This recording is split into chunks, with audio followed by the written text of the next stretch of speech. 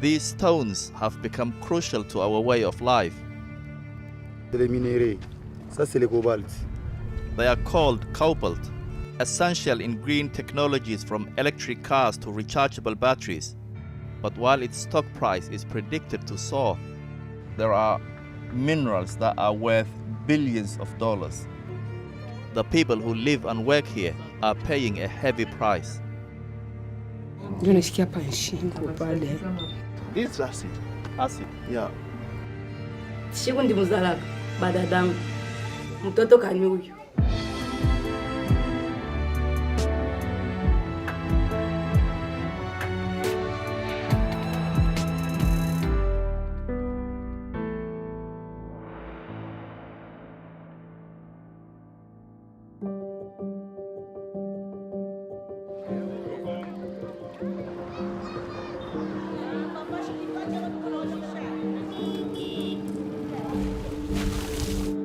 The Democratic Republic of Congo, or the DRC, is sitting on nearly 20 trillion pounds of natural resources.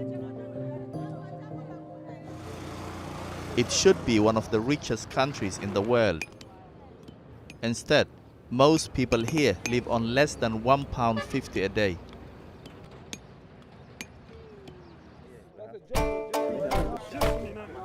Backed up and ready to sell, 70% of the world's cobalt comes from the DRC. It's a critical component in batteries for electric cars. But helping rich countries hit their environmental targets comes at a cost to the people who mine it, like Emmanuel and Robert. Do you have family?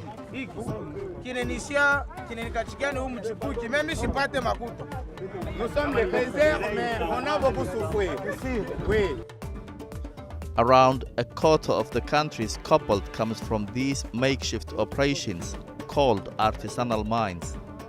They are run by a local cooperative of miners who get a license from the government. There are so many little tents all over this place. Under it, there are holes. They're told as some as deep as 100 meters. These young men go down to dig for minerals. You see these bags? They are minerals.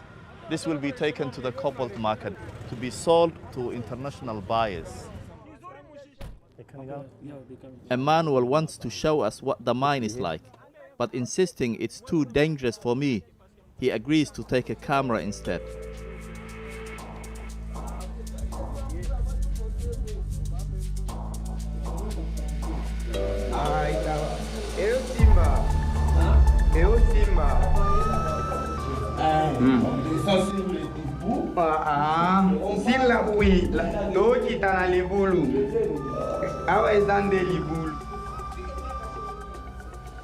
While I wait above, Emmanuel clambers down what looks like an endless dark tunnel.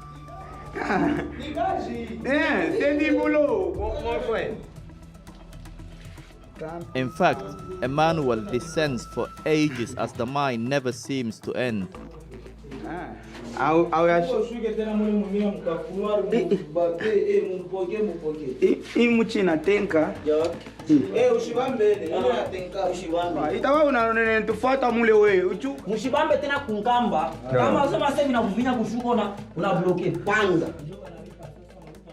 These men do this every day. These young men do this every day. So for them, it's a day job, but it's a very risky job.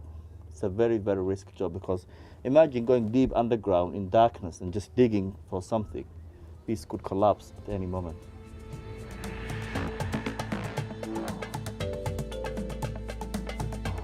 They meet a team of diggers taking a break.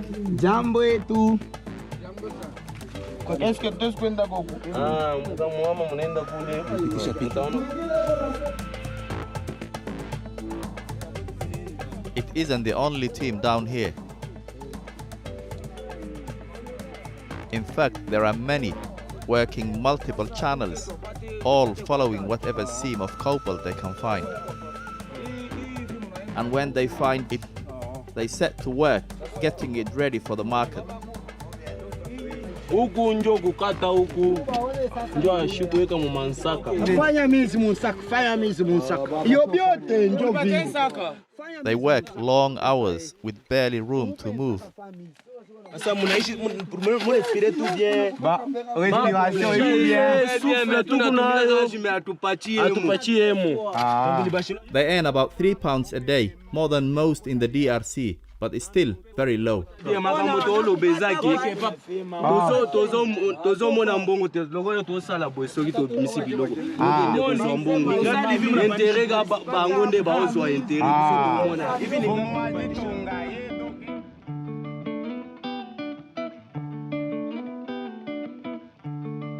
Artisanal mines like this are built in the shadows of vast industrial mines. The huge pits provide the bulk of the world's cobalt. Every industrial cobalt mine is majority owned or operated by foreign countries. Usually it's the Chinese, while the DRC itself owns only a minority stake in most mines.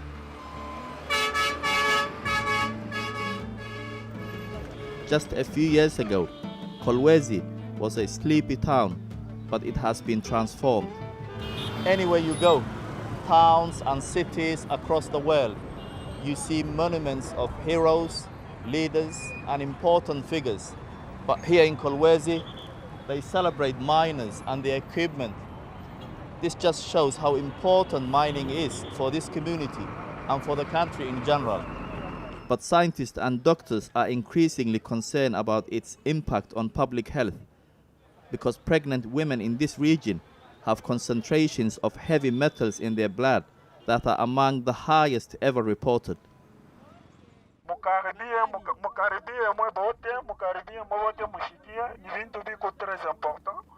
The artisanal mine has important visitors. A team of doctors and scientists have traveled to Kolwezi to conduct some pioneering research. Il y a beaucoup de poussières, il y a une exposition assez forte aux poussières minérales quand ils creusent les minéraux, et donc nous voulons examiner leur état de santé pour voir quels sont les problèmes de santé que l'on peut rencontrer dans l'exercice de leur métier. Last year, they published a landmark study into how newborn babies are affected by mining.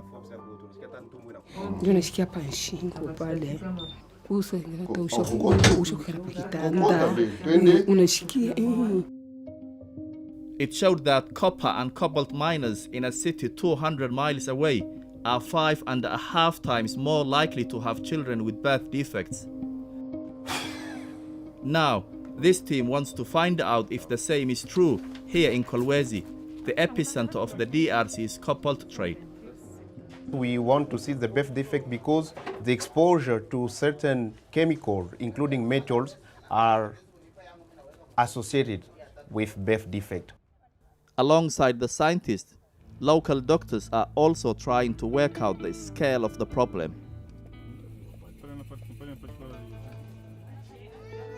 In the heart of Kolwezi, Dr. Billy Mukong has dedicated the last 7 years to helping children with birth defects.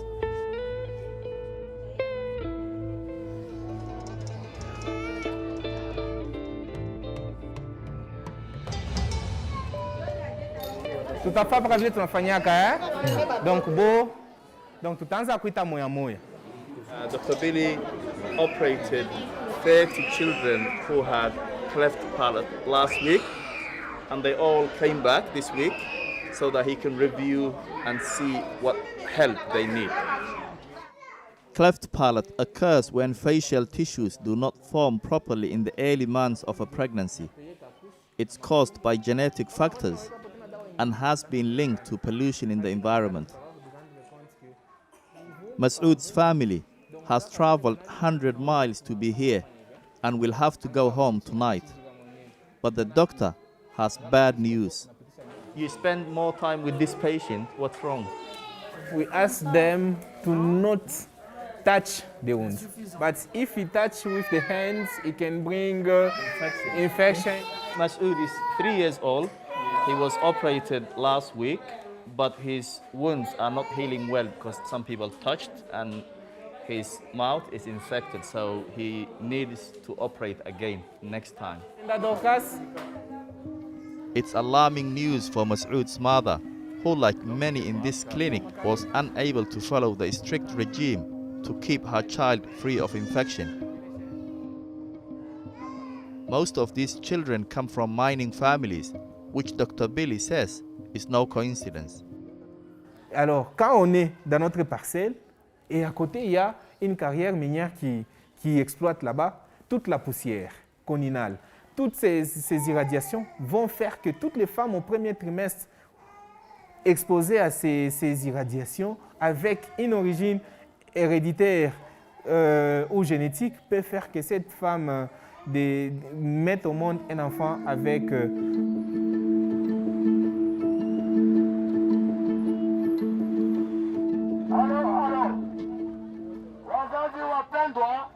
This is part of Dr. Billy's public health campaign. He has come to the market looking for parents he might be able to help.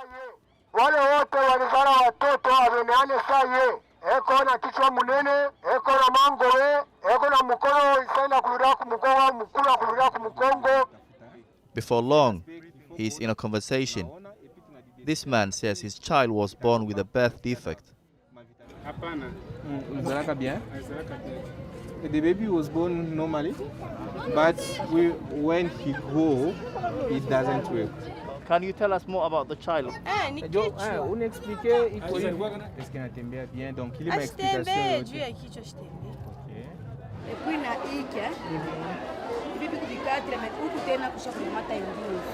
It seems extraordinary that as soon as we came here, people started approaching the doctor and telling him, I have a child with birth defects, can you help me?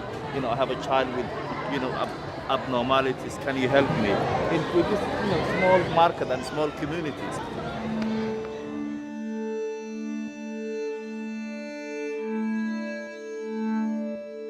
Wherever you go in Kolwezi, you are never far from one of these enormous piles of dust. They are right next to villages. Look at the amount of dust on this leaf. There is a community living here surrounded by mountains and mountains of mineral waste.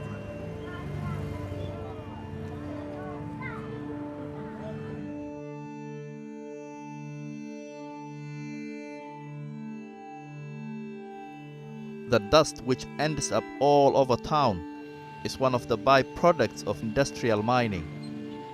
It's the impact of this dust that really worries the medical community. I've been waiting a phone call from Dr. Billy, and he called last night and he said, I have shown you what I am able to do, which is helping children with cleft palates. But I also want to show you what I can't do, which is helping children with other abnormalities. So today, he's taking us to meet these children and their families.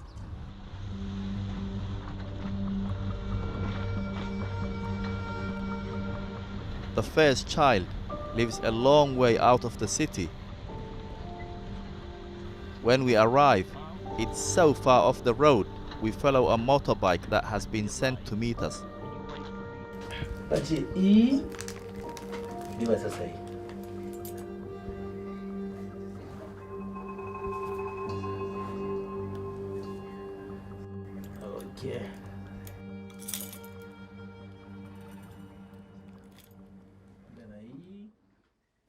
Mutombo is 2 years old and was born with twisted limbs. Dr. Billy is concerned his condition is a result of mining pollution.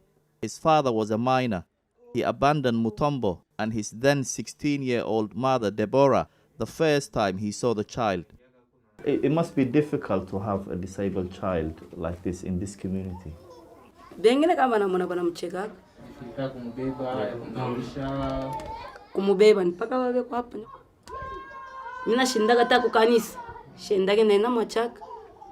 Nanga kasema nikifike kule ataria ashuke chini. Bantu watamwangalia. Muvile batanza kumucheka. Roho yangu itanyuma. Siku ndi muzalaka badadangu.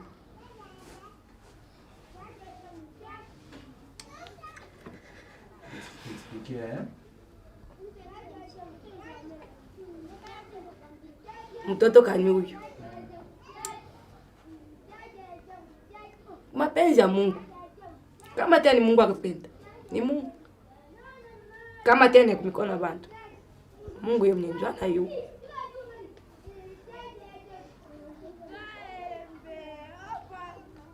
Deborah is only 18 years old.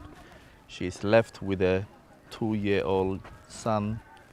His father and the in-laws abandoned them because they didn't want a disabled child. And she has to look after this child for the rest of her life, probably.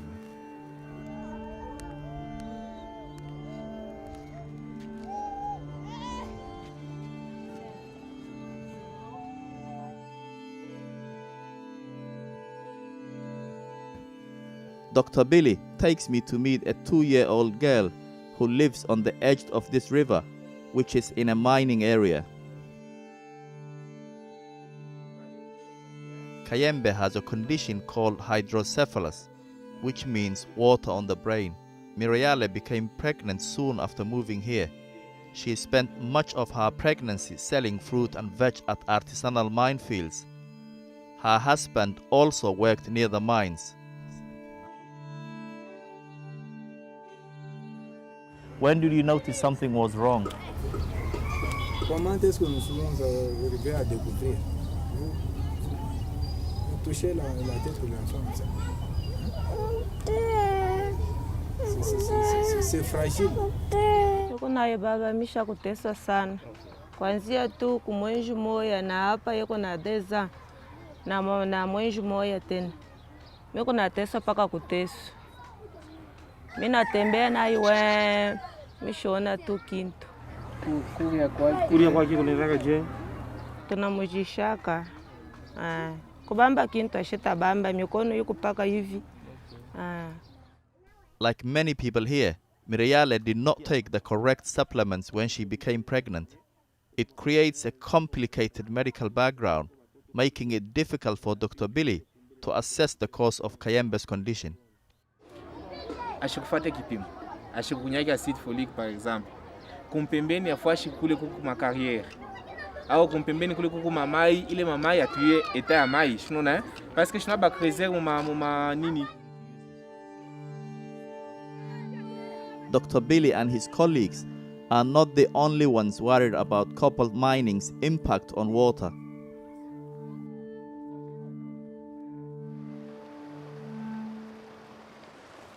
"20 miles away, it's a different river, but farmers have the same concerns as Dr. Billy. 72-year-old Mvula is sure the water here is toxic. Donc kama tunabebe ile mai, tunamwanga huku.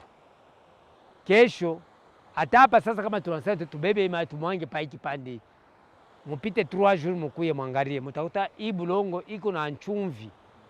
Inaota nchumvi. Ile nchumvi deja ni acide. Iko ndani. Donc c'est pour cela tunafanya bishima jua kuota mai kutumika nayo. They say they are doing all they can, but the vegetables are still dying.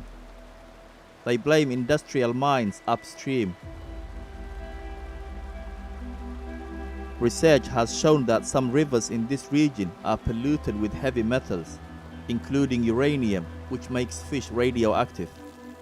The farmers are angry because they have already been forced to move once.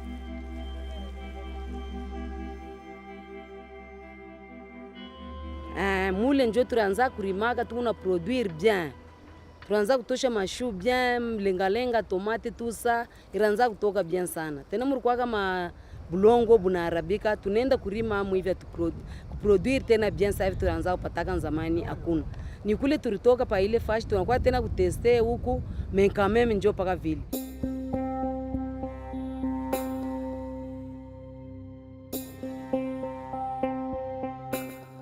C'est 2 points, oui. 10 degrés, 40 minutes, oui. 31.7 secondes. The scientists have been in town for 4 days. They are along the same river as the farmers. They have come to test it because it has a history of mining pollution. This is very important for the local people because this river flows miles and miles and joins the Congo River, which is a source for millions of Congolese people. They want to know if the water contains toxic metals and if there is any surviving biodiversity. Their first impressions are much worse than they had anticipated. This acid, Yeah. we have different pathway of exposure to pollutants, and this is one of these kind of exposure.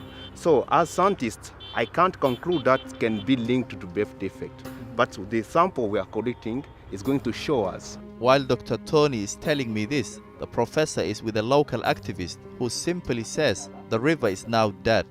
No fish here. No fish here. No fish. There is nothing here. Why? Because the river has been polluted and all fish has died. You see?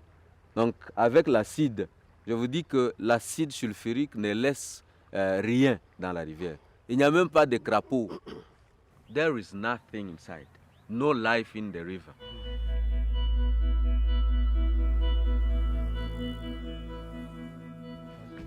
Before leaving Kolwezi, the scientists took samples from the parents of Mutombo and Kayembe.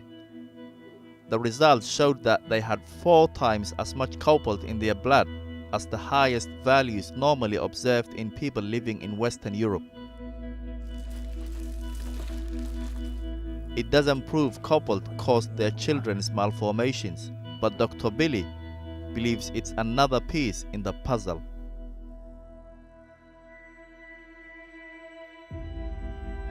We took our findings to the DRC government, but they did not reply. But the Chamber of Mines, which represents the industrial mining companies, said each company has an environmental management plan and monitoring systems, which measures levels of waste and other surface or groundwater. The industry is taking steps to mitigate dust pollution, but says dust also emanates from other industries.